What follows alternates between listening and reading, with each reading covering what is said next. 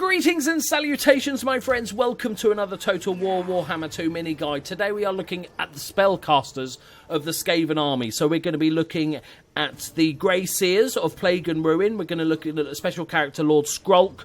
We're also going to be looking at the Warlock Engineer and the Plague Priest. The first two we're going to look at first are the Plague Priest and the Grey Seer of Plague, because they're very, very similar. There's only small differences between the two, but let's see if we can work out which is better, which we prefer. Obviously, the models is our first look. I just love the look of the Plague Priest. I think he looks pretty spectacular. I'm loving that mace thing and weird-looking thing. It looks like Green Lantern a little bit, but, you know, not the shit movie Green Lantern. But I'm liking him. Grey Seer looks pretty standard. I quite like his staff. He's got a little blade, little stabby blade of himself. But let's look at the abilities. That's the important stuff. And compare the two. So, first off, they actually have a weird thing. So most spellcasters in the games have been, you're either a spellcaster, therefore you've got lots of magic but you're fragile, or you're a fighter and you don't cast spells but you can beat shit up. And what you'll notice with the Plague Priest is he can also fight. Not compared to the, you know, big characters and stuff, but he is a decent fighter. So as you can see, he's a spellcaster, and he's got the Plague Sensor. Warpstone, dust and vile contagious file. Sorry, Phil. I don't know why I said file. Fill this diabolical sensor, exposure to which does horrendous things to bodies and minds alike. Sounds like a drug I'd like to try. And then he's also got armor piercing and, amazingly, frenzy, because he's a crazy motherfucker. So, he's got 3,800 hit points. An amazing armour of 20. You know, he's just wearing a robe. He's got nothing, no pants or anything underneath. Leadership of 60. Speed of 42. His melee attacks of 40, which is not too bad, especially for a spellcaster, but he also does magic attacks and contaminated. Anybody he hits for the next 10 seconds has minus 10 leadership, so very, very good. Especially if you're fighting a low morale army like, you know, an Orcs and Goblins army or something like that. Really, really useful. Melee defense of 32. He still does a decent amount here with his weapon strength. Loads of armor piercing with that big macy thing, and a pretty average to shit charge bonus of 20. So, like all special characters, missile resistance, leadership bonus, hide in a forest. He also has the scurry away speed bonuses. What I'm going to do with this magic, rather than having a fucking 40-minute video, is that I'll just quickly go through the magic spells, and you can sort of pause it if you'd like to read the whole tooltip. He's got the frenzy ability. This is a frenzy, so it's constant. You don't have to worry about it. It happens all the time unless his leadership is lower than 50%. Gives him immune psychology, which is fantastic. Damage, charge, all that good stuff, which obviously the Grey Seer doesn't have because he's not crazy. He also has plague rash. That just doesn't sound good. And it's another constant. I love constants because you don't have to worry about casting it. And it's around himself, and it's map-wide, and it gives him the plague rash and gives them less speed, which is good. Less vigour, meaning they're going to get tired quicker, is amazing. So then he's got Pestilent Breath, which is a breath spell that causes damages to units. Causes damages to units! That's my best Ratman impression. Then Ratman, Blessed with Filth, which is just lovely. I'm not sure how you'd be blessed with filth, but okay. So you can target on yourself, the ground, an ally, which is really, really nice. And it gives them, it poisons them, basically. It's like a long-range poison bomb that gives them all the stuff from poison, lots of debuffs, very good, and lasts 22 seconds, and everybody within 40 meters. So that's a really good way of, like, plonking it down after the lines have met and you've got a massive fight going on. It just plonk it, see him get it 3 or 4 units stuck in it, and that'll make it a massive game changer. Then you've got Wither, which is a minus 30 armor. You've got Vermintide, which spawns a unit of clan rats. Anything that spawns stuff is good. Obviously, Ratmen, I'm going to call them Ratmen. Obviously, Skaven have the natural ability to summon units as well. So adding on to that, being able to summon clan rats, you can then like double up on it and actually get a little fighting force that can do some damage rather than just sort of pester a unit for a bit. And then they've got a vortex spell called the Plague that does a lot of damage. It's the Plague after all. And another, a Pestilent Birth, this one. And this is stunning. It spawns a unit. It's expensive. You can only use it twice. But it spawns a unit of plague monks, and they do a lot of damage. So that's really, really nice. Obviously, they don't last forever. So now we're going to look at the difference between the Grey Seer. What are we doing? So he's got slightly less hit points. Remember, he's more of a spellcaster, less of a fighty dude. So he's got 3,600 hit points. Which way is the better way to do it? This way, yeah. Okay. Same amount of armour, just cloth robes. He's got 5 less leadership, same speed. Melee attack is less, as you'd expect. A bit more defence. Weapon strength's a little bit more. How much of that is... but they're not magical attacks, which is a big deal. 93 armour piercing there, and a charge bonus of 15. So, most of the spells are the same. There's only a couple of minor differences. One being that the Grey Seer can summon... has this arcane conduit, meaning you're going to get to cast more spells, which is... It's always a nice thing to be able to cast more spells. And he has the... There we go. The dreaded 13th, which if you've played the tabletop game of Warhammer Fantasy, you will fucking hate this spell. It is a nightmare. In the game, it basically summons a unit of storm vermin. So, potentially, there is a valid tactic of taking these two guys with your standard ability to raise clan rats and just summon an army behind the... It's going to cost a lot of mana, remember, because this is... Plague Monks is 12. You're basically going to be using your whole pool up. Where was it? There, wasn't it? It's 25. Yeah, so it's a lot of magic, but summoning in a unit of storm vermin who are pretty badass and can sort of compete with most good units, infantry units, is pretty damn good. So as you can see, between the two... there's not a massive amount of difference. They can summon different units. Plague Monks versus Storm Vermin. This dude's a little bit more fighty. From purely, you can happily use both, and they both do a similar job. But I just like the Plague Priest. I think that's quite cool, having this sort of fighty, bit more of a frenzied damage dealer. From a role-playing aspect, that's really good fun. Right, before I lose my voice, let's go on and have a look at the...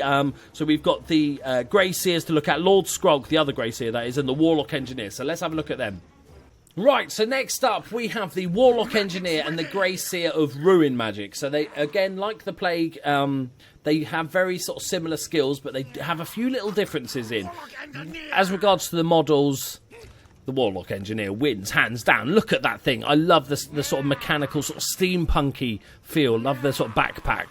It looks like a retro Ghostbuster, but that spear with all the stuff on it has got a little target thing. Absolutely amazing. So, let's have a look at the difference between these two guys. If Stan can face me, please. Thank you. Rude. And sort of see what the differences are. So, he's a spellcaster, as you'd expect. He's also got armor piercing, which is nice. 3,400 hit points. As you can see from the stats, pretty low defense, but he can do a decent amount of damage, and he's got the armor piercing value of 196, which is very nice. Sort of pretty much no charge whatsoever. And he's got the standard missile resistance, leadership boost, hide in the forest, and all that good stuff. Scurry away, the speed boost. But now we go on to the special abilities. So first off, he's got extra powder. I think he means gunpowder, not the sort of... powder. I'm not going to judge him, so if that's his case. But basically, it's a constant around himself, and it affects allies in range, right? And the target is if missile attack possible, and it gives basically plus 10% explosion and armor-piercing explosion, which is amazing. So there are those who have a knack of pushing artillery and their crews to new heights, allowing such machines to fire further than ever before. It says further, but it doesn't actually increase their range, ironically enough. But basically, this guy is here to make your ranged units better, and specifically your artillery. And you don't have to worry about it. It's constant. Lovely. He's got the Musk of Fear. He shits himself when he runs away, basically. Constant around himself, map-wide, a debuff to leadership and melee attacks. He's also got the Warp Lightning, which is a bombardment spell that does a decent amount of damage. He's got the Howling Warp Gale, which is a hex that lasts for 19 seconds. You can basically only targets flying units, so it's very specific, but it means they can't move for almost 20 seconds, which is amazing, especially if you're getting, like, charged in the rear. They've flown over the top. They're going after your artillery, a bunch of eagles or whatever. You can then go, no, not today, mate. Stay there while we shoot the shit out of you. Then he's got the Death Frenzy, which cast on an ally or himself, gives him that charge bonus and immune psychology, which is really nice. Then he's got the Scorch, which is a breath weapon that goes out in a sort of tubally shape. Causes magical and fire damage. Long, thin, expanding, tear-shaped attack. and good against sort of ground normal troops. He's got Crack's Call, which is a wind spell. I'm such a child. You can only cast on the ground, and it causes magical damage, large area effect. Doesn't do much damage, but it's good for disrupting formations. And then you can click on that and go to the wrong screen. Then you've got Skitter Leap, which is... so this is very interesting. It lasts for 57 seconds. I'm not sure there's a longer lasting spell in the game. Somebody will correct me in the comments. But that's a long old time. And it's the same as the other guy had that we looked at before, in that basically it's a... so the target is hidden, effective when flanking, 24% speed. I can't speak. So basically it's a smoke bomb. It's the same as the Skaven caster disappears in a puff of greenish smoke. I've had a puff of greenish smoke. It is lovely. Can't recommend it enough. Only to reappear elsewhere on the battlefield. Not really reappear. He just can run a little bit faster, but really handy for getting out of trouble or rearranging your troops or doing something sneaky. And then he's got a Doom Rocket, which is amazing. It's a good long range, 200 meters, and it basically splits into multiple projectiles mid-air. You remember this scene in Iron Man when he's showing those guys that want to buy his weapons, and there's that big rocket and goes clink, clink, clink, and then load shoot down. That's basically what it does.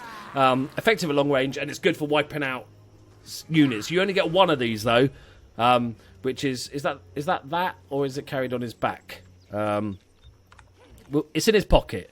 But yeah, so very, very nice. So let's have a look at the differences between this and the more upgraded Grey Seer of Ruin. Obviously, this is much more standard spellcaster, and so he has a little bit more health, which is nice, less armor, which is 20 armor's nothing. I guess some of his mechanical stuff keeps him safe. Leadership's a little bit higher, a little bit better damage and weapon strength, but not much. They're still not really fighty characters. And he has a lot of the same spells. So he's got your standard Scurry Away, he's got the Musk of Fear, but he does have the dreaded 13th spell like the other the Plague Grey Seer, meaning he can summon that unit of Storm Vermin. He's also got Warp Lightning, which is just an area of effecty thing. Howling Warp Gale, which we saw before for the flying units. He's got the Death Frenzy, which is that big buff. He's got Scorch, which is the breath weapon. He's got Cracked Call, which we saw before was the windy weapon. And he's got the Arcane Conduit. So all the Grey Seers have the Arcane Conduit, meaning improved power recharge rate and basically casting more spells, which is never a bad thing. So effectively, they're sort of pretty similar in style. If you're going for more of a standard-looking army, then the Grey Seer of Ruin is pretty damn good. He's got the 13th spell, which is just epic. It's very, very expensive. It's ridiculously... It's like 25, isn't it? Ridiculously expensive, but worth it. If you're... And I play this way quite a lot. I like artillery. I like bombing shit from a distance. So this is really helpful, especially with his extra powder, 10% explosion and armor piercing as well. So you can start taking out more heavily armored troops with your artillery is really, really, really nice. So if you've got more of a ranged army, Warlock Engineer all day long. If you've got a pretty standard army, then the Grey Seer of Ruin. So they're pretty sort of simple. Right, let's move on to our last guy we're going to talk. We saved the best till last. It's Lord Skrolk, the legendary leader. So this is Lord Skrolk, my friends. He does look like a bit of a sort of naked mole rat thing, but he's basically an upgraded Plague Priest with a couple more little bits. I love him because, again, like the Plague Priest, he can fight in combat. He's got the Plague Sensor, which is that debuff. He's a decent melee combatant. Despite being primarily a missile unit or spellcaster, this unit can hold its own. Good to know. And he's got a Frenzy, so that's always nice. A very nice amount of hit points, 4,600 hit points. Low armor, leadership's okay, speed's okay. Melee attacks do the magical attacks, which is always nice, and gives that debuff to leadership we saw before. Melee defense is alright. Weapon strength is 400, 120 armor piercing, and he's got a pretty average charge bonus.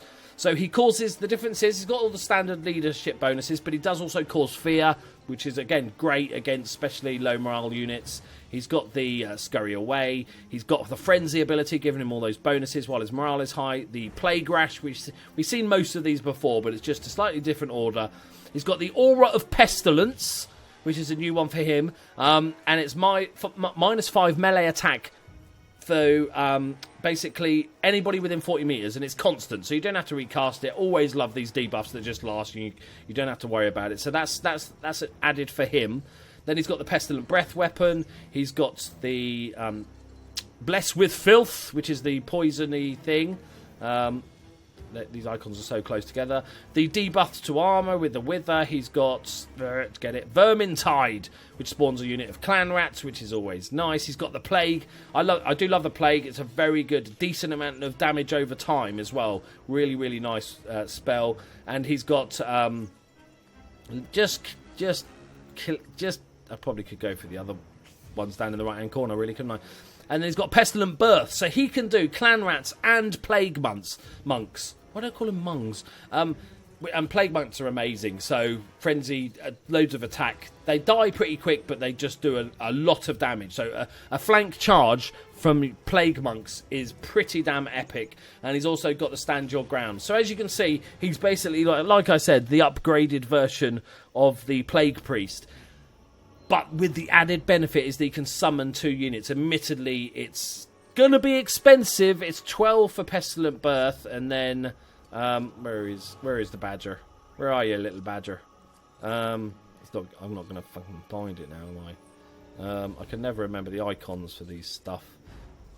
Just hold the line, please. Thank you. Hold the line. There it is. So only 5 for the clan rats. So 17 for a double cast of these 2 guys. Very, very nice. You can only use this twice, but you only need to use it twice. They'll all be dead. An epic special character. I really, really like him. I prefer him over Quick Head Taker. You know, Quick Head Taker's great, but he's just a fighty dude. I want a guy that can cast spells and do damage. He can fight a little bit, and he can also raise 2 units at a time. What's not to love about this dude? And he looks like a naked mole rat. What's not to love? There you go, my friends. There's the guide to all the magic for the Skaven army. Obviously, there's only 2 types of magic. They've both got a nice mix of damage and escape and speed. Quite a lot of speed buffs, but summoning units. You know, you can never go wrong with summoning units because it can patch up army lines. You know, your left flank's falling down a bit. You can patch it up, or you can use it for a flank charge, or you can use it just to distract some artillery or ranged units. There's so many uses. I think it's one of the most powerful things in the game, being able to summon units. There we go, guys. Let me know what you think of in the comments below. Who's your favourite legendary lord, and what ones do you generally use? What heroes, what lords do you use? I'd love to know what your thoughts are in the comments. Do you prefer Plague or Ruin? All will be helpful for not only me, but anybody else watching the video. They can help them out. Thank you very much for watching, guys. Please like, subscribe for all the other armies. We're doing every single army in the game. So stay tuned for more of them, and I'll see you in the next one. Bye-bye.